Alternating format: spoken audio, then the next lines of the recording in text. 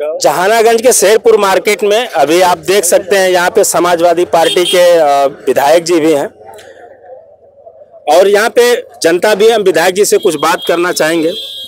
जी sir, आप Samajwadi party के विधायक हैं और यहाँ पे टिकट जो है धर्मेंद्र यादव को दिया गया है। मैं अभी ग्राउंड में घूम रहा था, लोगों से बातचीत कर रहा था, धर्मेंद्र यादव जी को लेके थोड़ी नाराजगी चल रही है लोगों में कि बाहर के हैं और यहाँ के जो नेता हैं उन लोगों को मौका नहीं मिल रहा है। कुछ ऐसी बातें हैं क्या सर? पहले तो मैं आपको बहुत बहुत धन्यवाद दूंगा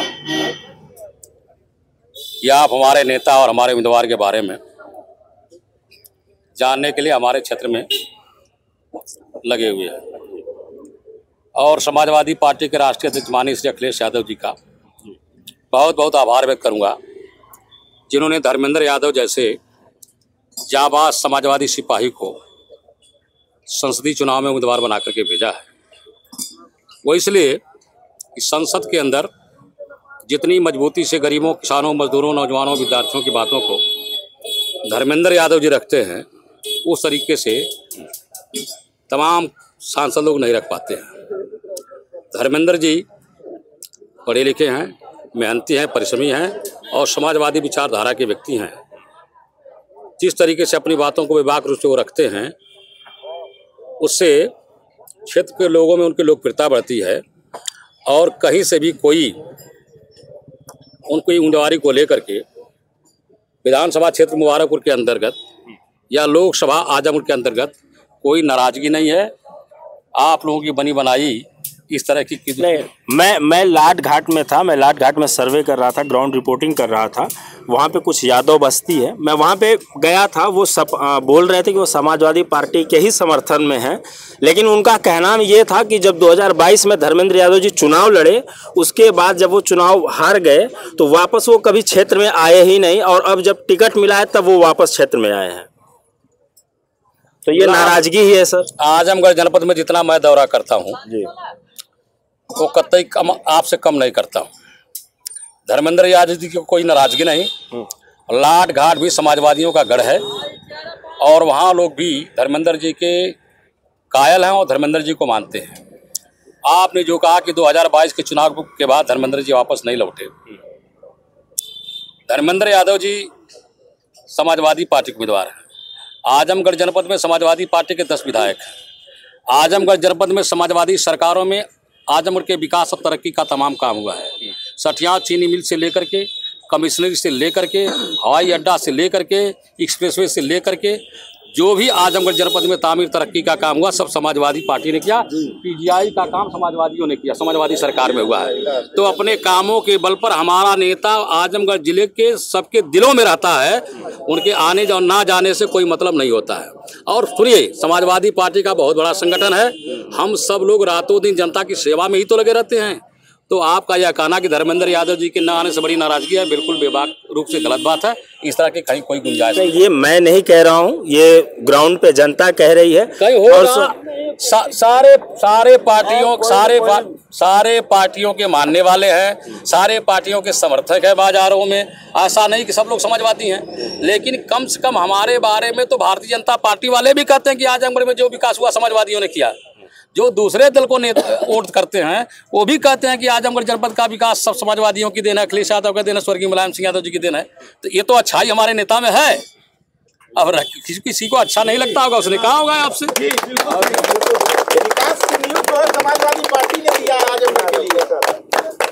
सवाल था कोई देने वाला ग्राउंड में कुछ भेदभाव है जातियों को लेके। जातियों का भेदभाव? हाँ, कुछ जैसे दलित बस्ती के यहाँ जो है कि लोग पहुँच नहीं पा रहे हैं। मैं थोड़ा सा खुल के बोलूँगा इस मुद्दे पे। मैं कप्तानगंज में था। कप्तानगंज में एक क्षेत्र है लहरपार, एक गांव है, वहाँ के विधायक हैं सपा के ही संग्राम यादव जी। मैं वहाँ पे बात करने गया था। वहाँ पे लालगंज लोकसभा शायद लगती है।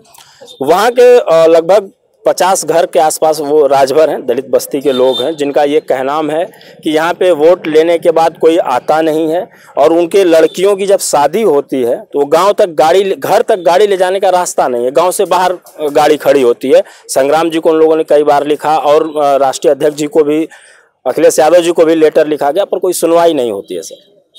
कहाँ उल्टी गंगा बहा रहे हैं आप? मैं उल्टी गंगा नहीं बना। पहले अरे आप भी तो बुद्धिजीवी हैं, समझाइए ना।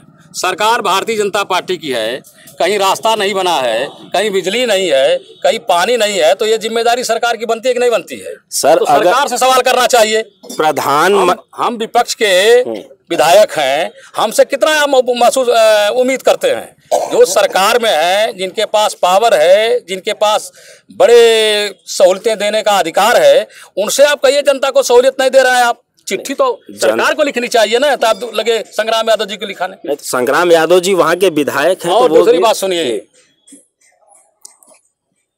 ये हिंदुस्तान भिन्न भिन्न जाति और धर्म मजहब के मानने वालों का देश है। जातियों के आधार पर वर्गीकरण वोटों का भी होता है और विचारों का भी होता है, इसको इनकार नहीं किया जा सकता। लेकिन समाजवादी पार्टी के बारे में ये मान्यता है कि जो समाजवादी है वो जातिवादी नहीं है, जो जातिवादी है वो समाजवादी नहीं है। और हमारे पार्टी के राष्ट्रीय अध्यक्ष माननीय श्री अखिलेश यादव जी ने तो पीडीए ही बना दिया। और पीडीए क्यों बनाया? पीडीए बनाने का मतलब ये नहीं कि किसी जात से हमको कोई नफरत है, लेकिन जब उत्तर प्रदेश के माननीय मुख्यमंत्री जी विधानसभा के अंदर खड़े होकर कहते हैं कि समाजवादी की सरकार में 46 में 56 एसडीएम यादव जात के थे, तो अखिलेश यादव ने आगे बढ़ के कहा कि बाबा जी आप जातियों की गिनती करा दो हिंदुस्तान के अंदर, जिसकी जितनी संख्या भारी उतनी उसकी हिस्सेदारी, गिनती हो जाए जातियों की कौन कितनी है, और सबको सरकार में और सत्ता में समान अधिकार और भागीदारी दे दी जाए। तो जाति के नाम पर समाजवादी पार्टी को कोई कुछ नहीं करने वाला है। हम दलित बस्तियों में जाते हैं, हम मुसलमान भाइयों में जाते हैं, हम पिछड़े समाज में जाते हैं, हम अगड़े समाज में जाते हैं। समाजवादियों को कोई जातिवादी कह ही नहीं सकता। रह गया जो लोग विरोधी मानसिकता के हैं, समाजवादी पार्टी आज की तारीख में देश के अंदर इंडिया गठबंधन में शामिल है और इंडिया गठबंधन का नेतृत्व आदरणीय अखिलेश यादव जी कर रहे हैं। और यही इंडिया गठबंधन भारतीय जनता पार्टी को सरकार से बेदखल करने जा रहा है। तो हमें नहीं कहेंगे बुरा, तो दूसरे को कहेंगे। इंडी गठबंधन छोड़ के कुछ इंडी नहीं, पहले इंडिया कहिए। आप मोदी बाद में मोदी की तरीके से मत बोलिए। नहीं, मैं मोदी की तरीके से नहीं बोल रहा हूँ। आपके गठबंधन के लोगों ने इंडी अलायंस कर दिया है, ए को हटा के उसको अलायंस कर दिया। इंडी अलायंस है, हिंदी में इंडिया गठबंधन बोलेंगे, इंग्लिश में इंडी अलायंस बोलेंगे। इंडिया अलायंस है, जो अलायंस है उसको आप स्वीकार करिए। आदरणीय मोदी जी को इंडिया पसंद नहीं है, इसलिए उसका नाम उन्होंने इंडिया रख दिया। और भारतीय जनता पार्टी के लोगों से मैं भी ये कहना चाहता हूं कि राजनीति विचारों का संघर्ष है, किसी से कोई नफरत या कोई व्यक्तिगत किसी से लड़ाई नहीं है। आपका विचार अलग, मेरा विचार अलग, अपने विचारों की लड़ाई है। तो कम से कम विपक्ष के लोगों के प्रति बोलचाल की भाषा अच्छी होनी चाहिए, संसदीय होनी चाहिए। और संसदीय भाषा का इस्तेमाल अगर आप करते हैं तो फिर राजनीति क्यों करते हैं? राजनीतिक व्यक्ति को हमेशा एक दूसरे का आदर करना चाहिए। विचारों का संघर्ष, कोई जीतेगा, कोई हारेगा, कोई सरकार बनाएगा, कोई नहीं बनाएगा। आप कहीं इंडी खा रहे हैं। आजमगढ़ से दिनेश लाल बहुत बड़े बड़े बयान देते हैं। होड़ रहती है भारतीय जनता पार्टी के लोगों में खराब बोलने की और बड़ा बड़ा बोलने की। तो दिनेश लाल निरहुआ भी बड़ा बड़ा बोलता है। क्या होगा इस बार, कुछ मामला क्या लग रहा है? आपने सर्वे किया है, कहीं से किसी को कोई गुंजाइश नहीं है और अंदर करंट चल रहा है सरकार को बदलने का। जनता पूरी तरीके से तैयार है। महंगाई से, बेकारी से, बेरोजगारी से, बदहाली से, शैक्षिक स्तर कितना गिर गया, शिक्षा के में इस्तेमाल होने वाले सामानों का दाम कितना बढ़ गया, प्राइवेट स्कूलों में पढ़ाने की हमारी नौबत नहीं रही, प्राइवेट अस्पतालों में इलाज कराने की गरीब आदमी की हैसियत नहीं रह गई। रेल बिक गया और हवाई अड्डा बिक गया, पेट्रोलियम बिक गया, डीजल बिक गया और जहाज बिक गया। तो कम से कम सरकारी नौकरियां भी अब ठेके पर दी जा रही हैं। ठेकेदार, बात को सुनिए, ये मेरा नुकसान नहीं है जी। मेरी उम्र 60 साल है। ये आने वाले नौजवानों के भविष्य का सवाल है कि आदमी मेडिकल डिग्री प्राप्त करने के बाद, इंजीनियरिंग डिग्री प्राप्त करने के बाद अगर ठेकेदार के हाथों गुलामी करेगा और ठेकेदार उसे 18,000 20,000 रुपये प्रति मंथ नौकरी पर रखेगा, जब चाहे निकाल देगा।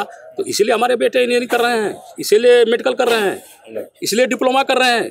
तो अंडर करंट चल रहा है और नौजवान आगे बढ़ करके इस सरकार को केंद्र से हटाने का काम करेगा। बहुत बहुत धन्यवाद विधायक जी। ये समाजवादी पार्टी के मुबारकपुर विधानसभा क्षेत्र से विधायक हैं और अभी क्षेत्र में निकले हुए हैं। धर्मेंद्र यादव जी का 1-2 दिन में यहाँ पे दौरा होने वाला है, तो क्षेत्र में सब लोग निकले हुए हैं और पार्टी की अपने अपने प्रचार को रख रहे हैं। अभी बीजेपी के भी हम लोगों ने कुछ बात की तो उन्होंने अपनी बात को रखा और समाजवादी पार्टी के नेताजी ने अपनी बात रखी। और खबरों को जानने के लिए हमारे साथ बने रहिए और देखते रहिए द सोशल डाइस शो। धन्यवाद।